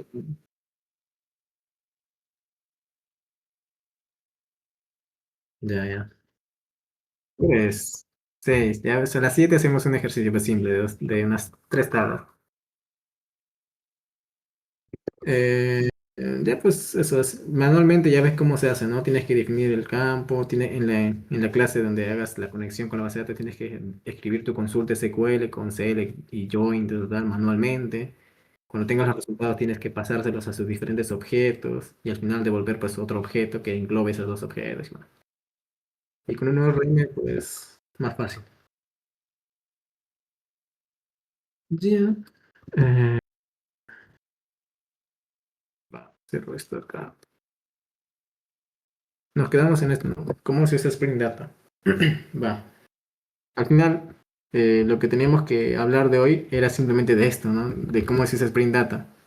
Pero claro, para poder entender lo que es Spring Data JPA, y bueno, también por qué se llama Spring Data JPA, ya sabemos por qué, tendríamos que haber respondido todas estas preguntas. Primero, ¿qué es un ORM? Luego, ¿qué es JPA? Luego, ¿qué implementaciones de JPA hay? ¿Qué es Hibernate? ¿Qué es JPA? Y después de todas esas preguntas, por fin pudimos llegar a responder esta pregunta, que es ¿cómo se usa Spring Data JPA? O directamente preguntarlo aquí. ¿Cómo se usa Spring Data JPA? Y ya, bueno, te voy explicando lo que dice aquí, ¿no? Primero la dependencia, evidentemente, ¿no? Tienes que agregar tu dependencia. La dependencia de Spring Data. Esta es la de Gradle, pero nosotros utilizamos Maven. Pues. Gradle es otro gestor de dependencia. Bueno, para usar Spring Data JPA se define una entidad de Java, evidentemente, ¿no? Una clase que tenga anotada con @entity, que tenga que estar mapeada a una tabla de base de datos. Y hacemos las dos formas de mapeo, ¿no? En Hibernate, a través de archivos XML y a través de anotaciones. El segundo es el más sencillo. Luego se crea una interfaz de repositorio y ojo, una interfaz. No se crean, no se crean clases.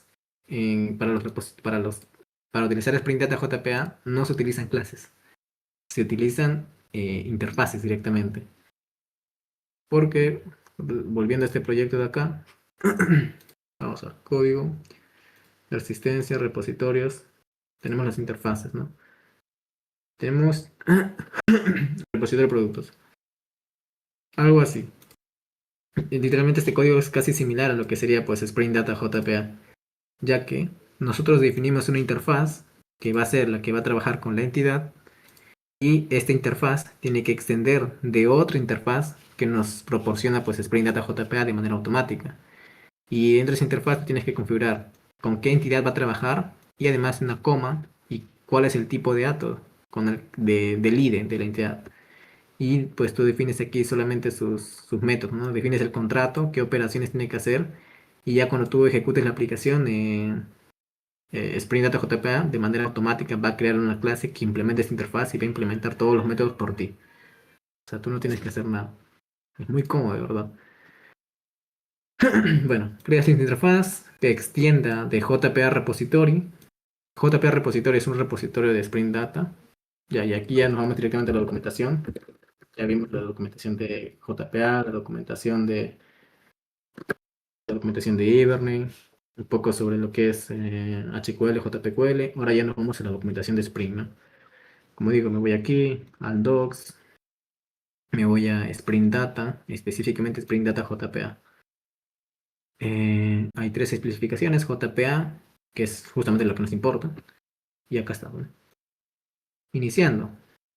Eh, este de aquí, esta es la página que más importa. Vamos a traducir esto directamente. Y dice, la interfaz central, bueno, así como la API de colecciones, ¿no? Solo, digo, iterable, collection, era collection, iterable, collection, list, así como la jerarquía de la JPA, ¿no? Persistence, Entity Manager Factory, Entity Manager. De esa misma forma, trabaja Spring Data JPA. Tiene una interfaz central que sería, pues, repository, nada más, repository, que recibe como argumentos el tipo de la clase de dominio que va a gestionar y su identificador. Y su identificador. Esta interfaz actúa principalmente como un marcador, o sea, no hace nada de manera automática, sino simplemente un marcador para que otras clases conozcan o sepan que es una interfaz, que es un repositorio. Bueno, para capturar los tipos con los que se trabajará y para facilitar el descubrimiento de interfaces que le extienden. Bueno, si vemos la jerarquía, bueno, más abajo ya nos aparece una tabla, creo. Hay otras dos interfaces. Las interfaces CRUD Repository, que bueno, como que ya se entiende qué es lo que hacen, ¿no? O sea, es un repositorio que nos ofrece operaciones CRUD de manera automática. O sea, nosotros solamente hacemos public interfaz, no sé, producto y repositorio y hacemos que extienda CRUD Repository de Spring Data JPA y de manera automática, sin nosotros definir nada, vamos a tener los métodos de crear, eliminar, editar, etc. Y luego existe pues list, CRUD, repository. Bueno, CRUD repository en los de, por ejemplo, de buscar todos, devuelve un iterable. Un iterable, que recordemos que si recordamos la API de colecciones, un iterable es la interfaz principal. Luego sigue collection, luego sigue list y eso pasa, ¿no? Y list CRUD repository proporciona la funcionalidad CRUD, de nuevo de CRUD repository, pero sofisticada para entender, bueno, list CRUD repository lo que nos ofrece, en vez de devolvernos un iterable, nos devuelve un list. Y esta sería pues su definición básicamente. CRUD repository, la entidad que va a gestionar y su IDE. Extiende de repositorio directamente. Y nos define pues métodos que ya están de manera automática cargados. O sea, nosotros no tenemos que definir nada. O sea, anteriormente teníamos que crear nuestro propio CRUD,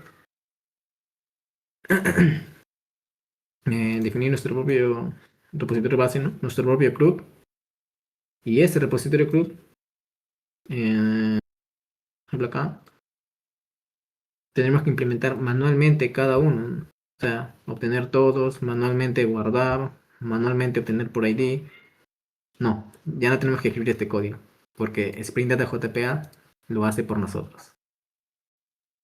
Y hay más. Los métodos declarados en la interfaz son comúnmente referenciados como los métodos CRUD, ¿no? List CRUD repository, bueno, acá nos dice lo que era list CRUD. List CRUD repository ofrece métodos equivalentes, o sea, iguales, pero que devuelven una lista. mientras que los métodos de CRUD devuelven un iterable. Hay más también. Hay más interfaces que nos ofrece Spring Data de manera automática. Por ejemplo, esta, Paging and Sorting Repository. O sea, nos devuelve resultados paginados. O sea, para hacer paginación, ¿no? O sea, cuando tú haces una consulta, o sea, a cualquier cosa y te devuelve, no sé, los primeros 10 elementos, luego vas a la página 2, página 3, página 4. Y a eso se puede implementar en SQL. En SQL directamente en la base de datos, con la palabra clave limit, offset, no sé qué. Pero aquí en Spring Data también nos ofrece eh, esa funcionalidad, ¿no? A ver qué dice. Además del CRUD repository, existen Paging and Sorting Repository y List Paging and Sorting Repository que añaden métodos adicionales para facilitar el acceso paginado a las entidades. Está Go. Para crear la segunda página de users, una página de tamaño de 20, podrías hacer algo como esto, ¿no? Paging and Sorting Repository de la entidad de usuarios, o sea, esta será la tabla con la que vas a iterar y este es el tipo de dato del ID de esta clase. Es el repositorio y aquí tienes acceso al bin, ¿no? Creamos una utilización del repositorio, ejecutamos el método find all, utilizando la interfaz de page request desde la página 1 hasta la página, bueno, desde el registro 1 hasta el registro 20. Esto me va a devolver pues una lista, bueno, no una lista, sino una página de usuarios, page de user. Y bueno, ya se ve que Spring Data, todos los módulos de Spring utilizan mucho lo que es los genéricos, ¿no? Con esta sintaxis de acá. Además de la paginación, a ver qué hay. Además de la paginación, el desplazamiento proporcional, además de los métodos de consulta, se ofrece derivación de consulta para. A ver, ya vamos a mejor hacer esto de acá. Lo voy a hacer en Excalibur.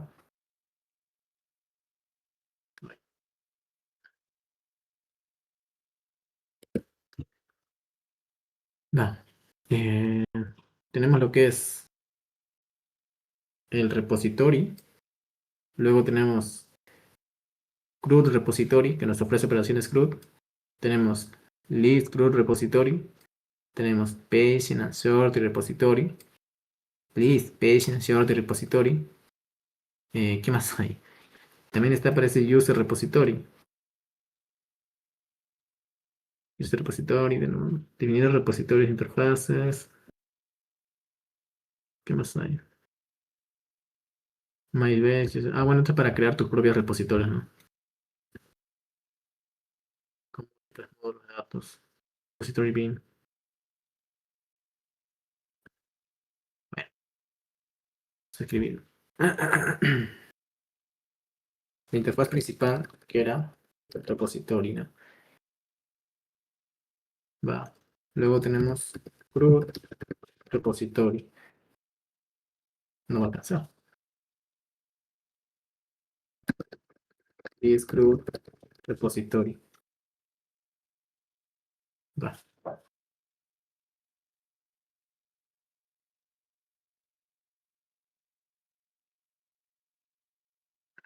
Qué raro. Bueno, paging and. Bueno, ya. Se sabe. No lo voy a escribir. Y list paging. Y ahí. Nos toca. Nos toca. Ah, ahí, esto de ahí, ahí. Todo aquí. Lo voy a poner acá nomás. Todo acá. Todo acá, acá. Algo así va. Creo que era así. Ajá.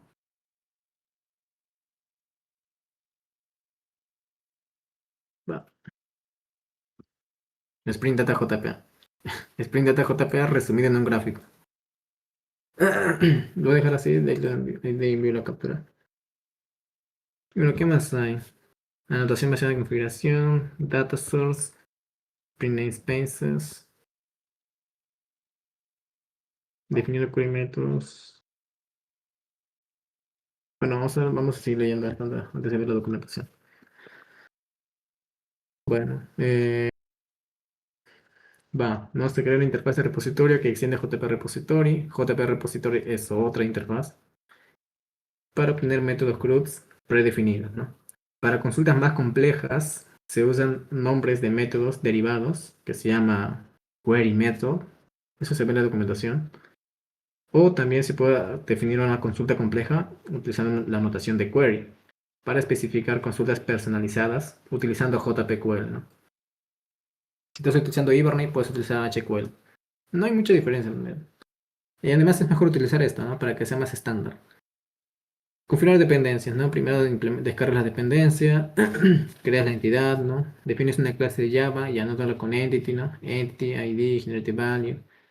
Usa otras anotaciones JPA como IDE para la clave primaria, generated value para el autoincremento y column para mapear propiedades a columnas. Luego creas el repositorio. Mira, o sea, solamente creas un repositorio y haces que extienda de un repositorio que ya Spring Data nos ofrece. Y tú le pasas pues la clase que va a gestionar y el tipo de dato del ID de esa clase. Y ya está, automáticamente ya tienes métodos CRUD, no tienes que hacer nada más. Crea una interfaz que extienda el tipo de repository, especifica la entidad y el tipo de data. Spring Data JPA generará la implementación de los métodos de esa interfaz automáticamente. Y si quieres crear más consultas personalizadas, además de los CRUDs, hay dos formas.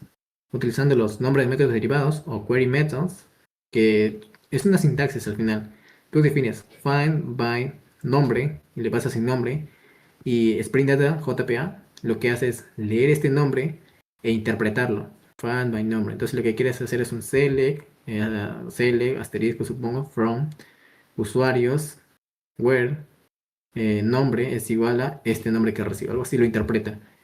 Ya, esta es una forma, utilizando métodos derivados. eh, Defines métodos con nombres que sigan las convenciones. O sea, es una convención, de hecho está por aquí abajo. De hecho, mira, find distinct people by last name or first name. Ya supongo que se interfería. Y más abajo que está su tabla. La tabla que utiliza. El método, eh, cantidad de resultados, la estructura del query, constraints. Oh, creo que esto no es. Bueno, lo tiene por ahí, JP Query Methods. Ahí está, Query Loop Strategies, básicamente. Mira, el módulo de JPA permite definir una consulta manualmente como una cadena de texto o derivada del nombre del método. O sea, a través del nombre del método que tú le pongas, Spring Data JPA te puede entender, ¿no? ¿Qué es lo que quieres hacer? Y bueno, acá está su sintaxis, ¿no? Palabra clave. Estas son las palabras claves que tienes que añadir. Son las convenciones de Spring Data. Por ejemplo, find distinct by last name and first name. Esto se traduce a este fragmento de JPQL. Select distinct, where x.lastName es igual al primer parámetro y el first name es igual al segundo parámetro. O sea, está bien, pero para consultas complejas no sirve, porque si no te quedan métodos con nombres muy largos. Y bueno, luego es difícil de depurar ese nombre, ¿no? Pero hay otra forma de implementar una consulta y es con las notaciones query. La notación query son más para consultas más complejas y utiliza pues, puedes utilizar JPQL o SQL nativa dentro de la interfaz. ¿Ah?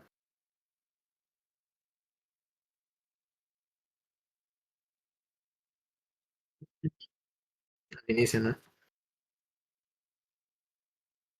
Tú simplemente creas la interfaz, haces que extienda una de las interfaces que Spring Data te proporciona, le pasas la clase que va a gestionar y su tipo de dato del líder y ya tienes automáticamente todos los métodos CRUDs. Y si quieres definir más métodos personalizados, simplemente los defines, pero simplemente los defines, no los implementas. El que los va a implementar es Spring Data JPA automáticamente. Y si quieres pues consultas más complejas, bueno, puedes hacerlo así, o puedes hacer para consultas más complejas algo así. Y esto es JPQL, pues, ¿no?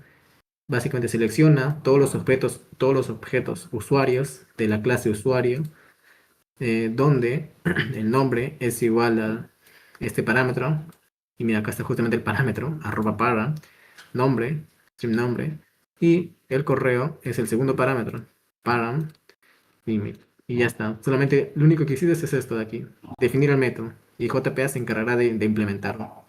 De implementar y ejecutar la consulta SQL o en JPQL cuando tú llames al método. O sea, es así de fácil de implementar Spring Data JPA. De hecho, mira, si me voy a un API que hice, ¿no? Un API de productos simple. Es una API REST CRUD de productos, como lo dice ahí. Mira, primeramente se ve que tengo la dependencia esta de... Creo que no es de Spring Data, sino directamente H2. Ah, Spring OpenAPI. Esto es para documentación. Esto es para desarrollo.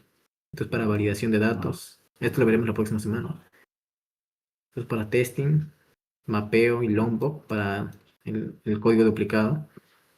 Ah, sí, estoy utilizando H2. O sea, no estoy utilizando una base de datos de verdad, como MySQL, sino estoy utilizando una base de datos virtual, ¿no? De mentira, como H2. Eso es bueno para pruebas nada más. Y acá, pues, en el Application Properties o Application YML, le puedes cambiar la extensión y la sintaxis se ve más bonita. O al menos para mí esto es más legible. Desde el Spring Application Name, esta es la API, esta es la salida, el Data Source, aquí está la conexión a la base de datos. Estos son para configuración de JPA. El dialecto que voy a utilizar es el de H2. El default Data Source initialize. Esta propiedad lo que hace es que después de que se cree la base de datos, se van a insertar estos archivos, estos registros de manera automática. También, y para eso sirve esa propiedad. Luego H2, va. Luego la clase de persistencia, tengo mi entidad, y como estoy utilizando Lombok, que es mucho más cómodo, no tengo que escribir los constructores, ni getters, ni setters, ni nada. Simplemente arroba data del Lombok, y ya, el arroba data me da pues todos los getters, los setters, el string, un constructor, el equals, el hashcode, todo. Entity es desde JPA para definir a Hibernate, porque JPA de manera predeterminada utiliza Hibernate, ¿no? Le digo a Hibernate que esta será una tabla, este es el lombo, lo que hace básicamente es crear un constructor que no tenga ningún argumento, esto también es el lombo. Alternativamente me creo un constructor con todos los argumentos y así ya no tengo que construir un constructor grande, ¿no? O al menos yo ya no lo hago, ¿no? Si no lo hace el lombo. Esto de aquí es de JPA, simplemente es para cambiar el nombre de la tabla, porque no quiero que se me product así, sino que se me products. Es una buena práctica que las tablas se llamen en plural. Esto también es de Lombok, básicamente es para ya no tener que colocar private, long ID, private string, private integer, simplemente pongo el tipo de dato y el nombre. Y ya Lombok que se encargue de agregar el private ese que lo pongo a cada rato. Esta es la clase, el bin, el pojo, como se le llama. Esta es la clave primaria, ¿no? Como sé que es la clave primaria por sus anotaciones, ¿no? Arroba id, generated value, identity, lo que hace es que sea autoincrementable. Y el nombre de la columna. Si no quiero que se llame id, puedo agregarle la anotación de column y personalizar su nombre, ¿no? Que se llame product id, product-id. Y ya, lo demás sí lo dejo así nada más porque de manera predeterminada lo que hace es crear columnas con los nombres con los nombres de las propiedades. Ya, una vez que ya tengo la clase que va a representar una tabla en la base de datos, creo el repositorio, que cualquiera diría que es complicado, pero como digo, Spring Data JPA ya te da los métodos CRUD, así que no tengo que definir nada más. Simplemente extiendo CRUD repository, le paso mi clase producto y le paso su tipo de dato de la clave primaria, ¿no? Que es long. Y ya está. Yo ya no hice nada directamente. Simplemente lo marco como repositorio, ¿no? Public interface. Esto es importante para que Spring lo pueda gestionar, ¿no? Si no, pues no sabe qué significa esta clase. No sabe ni siquiera que existe. Interface, product repository, que extienda. Product repository, que es uno de los repositorios que ya me da Spring Data. Y ya está. ¿Y cómo se usa? Pues así en los servicios. yo con con la inyección de dependencias, le digo que me dé la interfaz de producto repository. Como digo, no se puede extender, no se puede crear una instancia de la interfaz, ¿no? Sino tiene que tener una implementación. Ya, ¿y quién me dará esa implementación? Pues me lo dará Spring Data. Spring Data JPA creará la implementación y Spring, en su contenedor de dependencias, me va a inyectar esa implementación que Spring Data JPA generó y lo va a inyectar aquí. Y ahí yo ya voy a tener acceso. Por ejemplo, si quiero guardar un producto, simplemente hago product repository, el método save. Este método yo no lo definí, sino que ya vino por defecto ya en esa interfaz, ¿no? Crew repository. Save, le llamo al mapper, o sea, este es un DTO, y con el mapper lo que hago es mapear este DTO, product DTO, a un producto. Y lo mismo, ya tengo los métodos ya, sin que yo tenga que hacer nada más. Save, también tengo el método find by ID, también tengo el método find all. ¿Qué más? También tengo el método, bueno, aquí funciona diferente, no hay un método de actualizar, sino hay un método save. ¿Cómo funciona? Que cuando al crear la instancia, si este ID de aquí es nulo, Spring Data JPA asume que es un nuevo registro. Pero si trata de recuperarlo y este valor de aquí no es nulo, entonces asume que el registro ya existe y lo va a actualizar. Es inteligente en ese aspecto. Eh, y ya, pues simplemente yo creo, lo busco básicamente. eh, lo busco, creo el objeto, verifico si es que existe o no existe. Si, no, si sí existe, lo obtengo y voy a ir mapeando cada una de sus propiedades y se lo voy a enviar acá. Ah, update stock, lo mismo, ¿no? Busco por si de... Bueno, si quiero, por ejemplo, definir este método update stock para así, pues, simplificar este código, simplemente me voy aquí a la interfaz, ¿no? El repositorio y creo un nuevo método personalizado, ¿no? Void, update stock, y tú me pasas la nueva cantidad, algo así. O sea, digamos que esta está ahí abajo, ¿no? Como un método más. O sea, void, update, stock, tú me pasas long, new, stock, creo. Y aquí puedo poner la notación query. Y hago así como que update, p, creo que era, set p.stock es igual a es igual a new stock. Where, es verdad, tengo que hacer el ID también, long, product ID, where, p.id. Aquí creo que mejor no le pongo p, mejor le pongo product, que es el nombre de la clase, ¿no? Y esto es JPQL, pongo así, o así, es igual a ID. Y ya, y aquí tendría que ponerle los parámetros, ¿no? Como se vio hace rato, ¿no? El nombre es new top. Y acá también. Para ID. Y ya está. Ahora, Spring Data JPA cuando implemente esta interfaz, va a detectar que hay un método personalizado y lo va a implementar. Y la consulta que va a ejecutar internamente sería pues esta de acá. Y así con esto acá, en el repositorio, digo en el servicio, este método de acá se simplifica. Se simplifica de esta manera. El ID y el new stock, ¿no? Bueno, casi un íntegro. Simplemente es algo así como return, puede ser. O sea, es un void, ¿no? No devuelve nada, así que sería product repository.update stock y le paso pues el new stock, que es justamente esto acá, new stock y el ID, y ya está. Y al final pues puedo hacer un product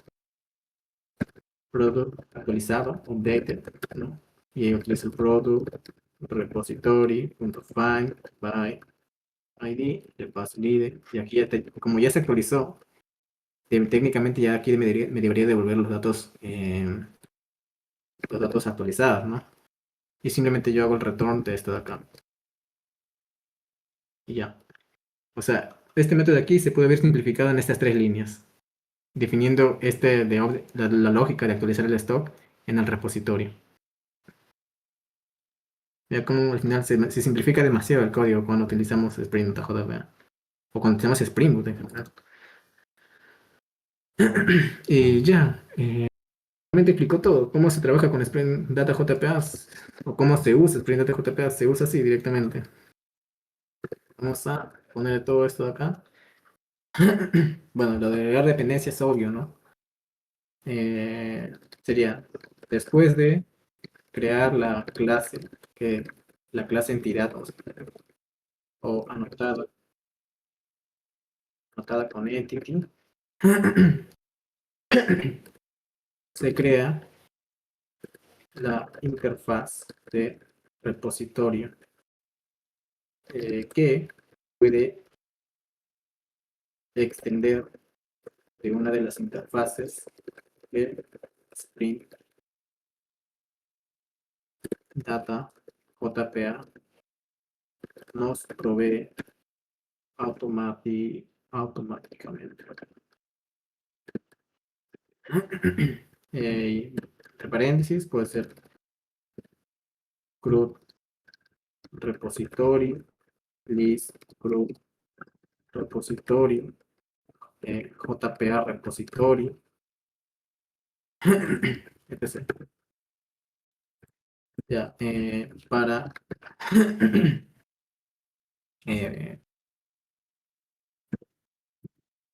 para consultas personalizadas se puede hacer de dos maneras, ¿no? Se pueden definir de dos maneras principales. Porque hay otra forma, que es la forma manual, que obtienes el Session Factory, la sesión, creas una consulta, y bueno, eso es más manual para consultas más complejas aún, o consultas que requieren un control más fino, ¿no? Que con una simple consulta JP Core no basta, algo así. Dos maneras principales, que vendría a ser usando, ¿cómo se llama? Nombres de métodos derivados a través de palabras clave que define ahí en su convención. Está por ahí. Esas son las palabras claves que puedes elegir.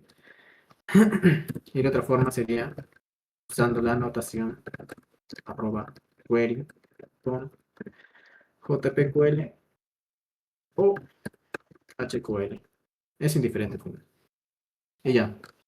Así se usa Spring Data. O sea, después de crear la clase anotada con Entity, se crea la interfaz de repositorio que puede extender de una de las interfaces que Spring Data nos da, como CRUD, repository, etc. Y si queremos consultas personalizadas, simplemente las definimos con esas dos formas, ¿no? Usando la notación de query, que para mí es la más recomendada, o utilizando los métodos derivados. Y pues la tercera opción sería el otro, ¿no? ¿Quieres?